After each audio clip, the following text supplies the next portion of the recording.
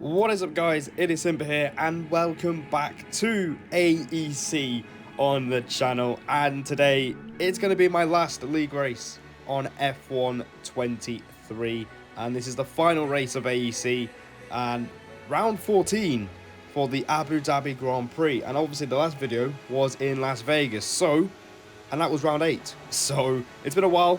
Bit of a gap between the videos. Make sure you get subscribed for the league racing content. Now, it's going to come back in F1 24, but let's talk about the races in between. So Bahrain was a disastrous qualifying, and we were trying to fight for a top 10, but this dive bomb got us out of DRS, and we never really got back into things.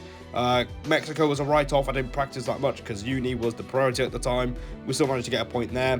Canada, we were fighting for a top 10. As you can see, we're fighting this Haas all the way to the line, and we are going to finish P10 on track after qualifying in the top 10. But yeah, silly errors with penalties and a silly collision on the first lap demoted us to P14, along with a P12 in Bahrain.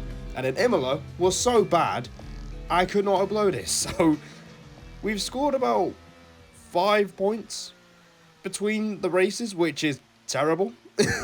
But yeah, the performances have been dropping off quite a lot since that race in Vegas. And here we are in Abu Dhabi for the final race of the season. We're going to try and end things on a good note and see, you know, if we can try and help the team secure P8 in the championship, because that's where we've been for the majority of the season. So first lap in Abu Dhabi, I felt pretty good in practice, and we're going to see if we can try and actually put in a good qualifying session, because if you've seen the last short clip I've uploaded, it was my struggles in Monza, and yeah, not a very good session that day. So we're going to see if we can do any better. So the first sector was pretty safe. It's a 17.2, which, you know, it's all right, but it's a high point too, so it's not exactly going to be very competitive as the times are flooding in early on in the session. We're going to skip all the way to sector 3, and we're going to actually focus on this session because I've done a bit of waffling in the first minute or so. So going into the final sector, very cautious, just making sure this lap is on the board, and yeah, we're not really carrying that much speed through the double left-hander. So through the last corner, we're going to cross the line with a 1:21.8, which puts us into the top 10 provisionally, but I knew it was a very, very safe lap. So yeah, decent lap to work on though, and we know we can go quite a way quicker. And as you can see, we've already gained a good 800s in the first sector. A little bit of a drift midway through turn 5, where Verstappen famously overtook Lewis Hamilton for the championship, and we're already at 10th up. So we're looking pretty decent. We're down to P11, and an improvement will get us into the top 10. So going into the chicane, into turn 6, we braked pretty late and nicely turned on the turner, but the middle part was absolutely horrendous. That was a shit chicane. And as a result, we lose the advantage we had, and now we're going to have to make it up in sector 3, where we were pretty cautious. So literally level with the delta, going through turn 9, where it's easy to lose the rear end if you put too much throttle through, and we are half a tenth up by the exit. So now we just need to send it through the final sector. We go a little bit wide through the right hander. Now through the double left, we just go a little bit too wide again, and that lap is in the bin. Pardon me, pardon me. Oh my god, where's that McLaren going? Yep, thanks Robert, thanks for moving out of the way. And now we're chilling. So we cut to the end of the session, we're down in P13, and we're trying to get some track position before the last lap. I've got a place penalty for blocking, good. And that's very good. We get a 5-place grid penalty for apparently blocking Bobbits, which is silly. It should get removed. Most people have had this removed for the majority of the season. So yeah, I'll mention that in a moment, but we have one final lap to focus on for the season. So let's see if we can get into the top 10 and put ourselves in a good position to score a top 10, as we haven't done that since Vegas. So here we go then, setting up the final corner, decent exit, and off we go. Heading towards the first corner, you want to spot, I believe, the 50-meter board, the black box on the right-hand side. Going through turn 1, a lot more aggressive through there, and we are already nearly half a tenth up. Sending it through turn 3, you want to try and cut that curve on the inside to just minimise the distance between yourself and turn 5. Heavy on the brakes, down to 3rd, make sure it's a straight line braking, we don't drift through the corner. The exit wasn't as good as last time, but we are still maintaining the advantage of nearly a tenth of a second. Now, DRS wide open, down towards turn 6 and 7. The one chicane you need to nail in this sector. Heavy on the brakes again. We do drift through, and that's not ideal at all. And we clip the inside curb through 7, but somehow we maintain the advantage, but it wasn't that clean. And I knew that was going to cost us quite a bit of time, as we're not really improving as much as we would like in this final lap. Going through turn number 9, trying to carry as much maximum speed through the corner, and now we are nearly a tenth and a half up, but it's still not enough, and we need to gain the time in the last sector.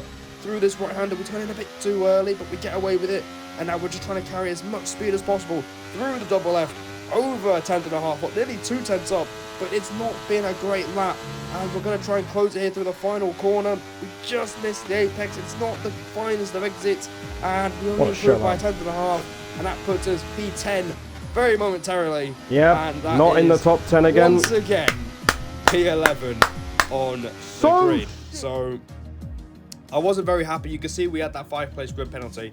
And I did ask for a restart because I'm conveniently the only person to get it. And people weren't happy about it, even though there's nothing to fight for. So I don't really get why people like Bowman were upset about it. But that's all right. P11. We're going to get into the race and see if we can get into the top 10. So here we are, time for the start of the race. The lobby restarted, and we are rightfully P11 with a pretty decent chance of getting into the top 10. And we're going to be starting on the hard tyres because hard medium is the preferred strategy around Abu Dhabi, where some people in F1 esports tried soft medium and that didn't quite work. So everyone is going for the traditional hard medium strategy, and we're getting ready for 5 red lights for the final time on F1 23.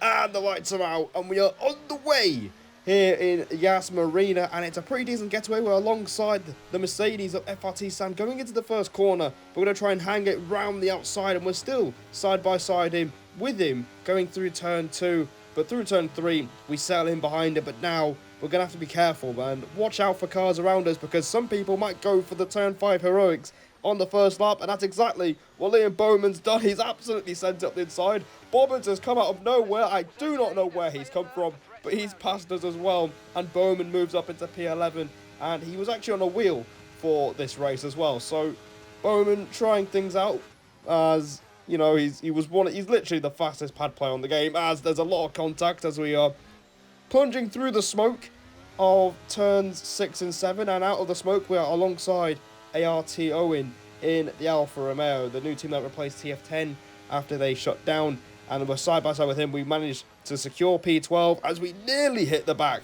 of the AlphaTauri, but for now we've lost a place, which is a bit of a rare L off the line, but you know, it's a long race. Sam's a bit laggy. You never know what can happen, so we'll stay in it. You know, it's not too bad. Sam has left the session as he's lagged out, and Owen has passed us in between the first and the second lap, but going through the exit. Oh shit. Oh god. What am I doing? We can now use making several errors, man. We did clip the back of the Alfa Romeo, and thankfully we get away with it, and Lou manages to take advantage and passes as well, so we're down to P14, and it's not really the best start. Imola really just rocked my confidence, I will say, because I lost my head so easily in that race, and we just need to make sure we settle down and get into a rhythm as quickly as we can. He pulled my pants down at turn 1 as well, enabled, so it will be crucial to stay within the train. That is essentially why Abu Dhabi is not exactly the most exciting race for league racing, because everyone's in a DRS train as per usual, and there's not really many opportunities to overtake. So we're going to have to pick our moments when they arrive. And on to lap 6, we were still P13, and Owen and Sam have passed Liam Bowman, and now it's up to us to try and pass him. Nice. Well, let's try and get past him then. So, on to lap 6, my engineers told me that we have 10% more ERS than the AlphaTauri, and we're going to try and drain the battery and try and pass Liam Bowman up the inside, going into turn 6. It's very risky as the smoke is there, and through turn 7. This guy, man. He loves a good Brexit push, doesn't he? Now he's wheel banging me on purpose. Good, good, good. I'm glad we're doing this. Good.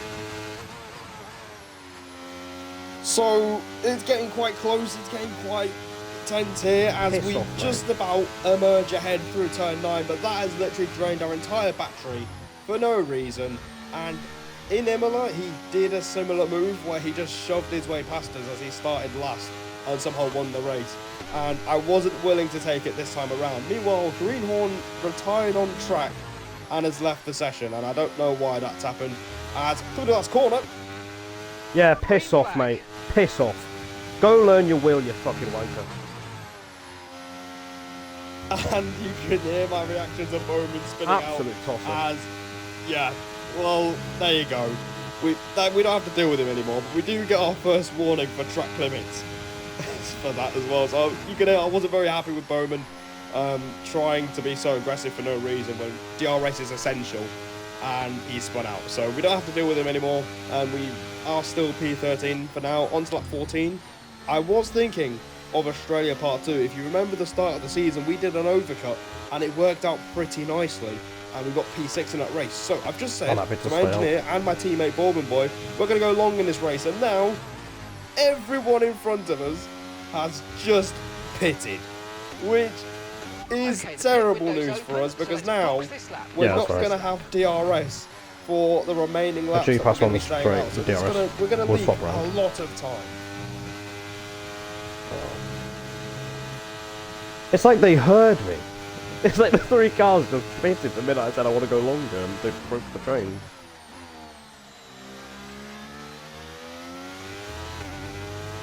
And you can hear me say that it's like they heard me or something. It must have been a massive coincidence that they've all pitted at the same time, and that's really going to cost us the race. And I'll show you later on just why that is very costly. Meanwhile, we've got our teammate Bowman Boy behind us again. He didn't have a great qualifying, and he's going to box at the end of this lap, and I'm going to try and go longer. So we're going to let our teammate go, and he's going to pit at the end of this lap. We're not going to hold him up. Yeah, you know, Bowman's a pretty good teammate to have. If he practices, he'll actually be pretty quick. So, yeah, not too bad. We're going to carry on going. He's pitted at the end of lap 15, and we're going to keep on going and see if we can use fresher tyres to try and make up some track position that we lost at the start of the race. So, on to lap 16, we are continuing to stay out. FRT Dan and Lou are already catching us on their fresher and faster medium tyres, and Gergo and Drobble are in the pits as well. As Gergo gets a 3-second penalty, which surely should get removed because you can get BS warnings in the pit lane. So we're going to carry on for one more lap. But you can see the gap between myself and Shazoo Venom. It's 6 seconds. That's how much time we've lost with the car staying out and the train breaking up completely. You need to be following the train and sticking to everyone around you. Otherwise, you're going to be in a situation where we're not really going to gain too much at the end of the race. So, lap 17, Venom pitted, and we're going to pit as well. One of the last 2 cars to pit. This is going to be interesting. I think I might come out way behind everyone. And there's the realisation that, because of the gap between myself and Venom, and the fact that we didn't have DRS for the 3 laps we stayed out, we're going to lose a lot of time. And as you can see, everyone is just bursting past us through on the main straight, and we're coming out of the pits. Dodgy exit on the outside curb, and oh, that gap is not ideal. Okay, we'll just have to see. The realisation is we are a long, long way behind literally everyone in front of us. As you heard me say, that gap is quite big, and it is quite a big gap. And now we have got 12 laps to catch up. I'm going to have to pray for some serious fighting up ahead then. Without DRS. It was very difficult, but thanks to some people, you know, trying to manage battery, you know, we were naturally catching them on the fresher tyres, but because everyone was behaving, it was very difficult to do so. Now, only now, we've skipped to lap 27 of this race, and finally, we're in touching distance of the cars ahead.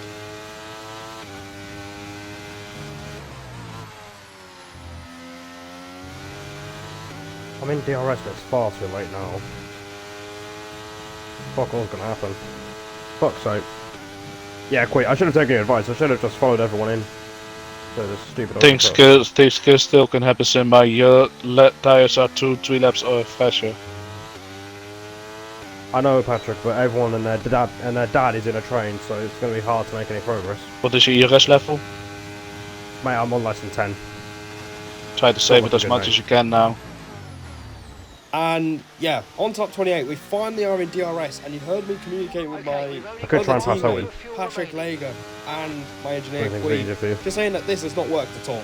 You know, even though we're on tyres that are 2 to 3 laps fresher than some cars around us, it won't mean anything because everyone's in a train and everyone's actually behaving. So we can't really do anything except try and save as much battery as we can for the last lap. So, here we go then.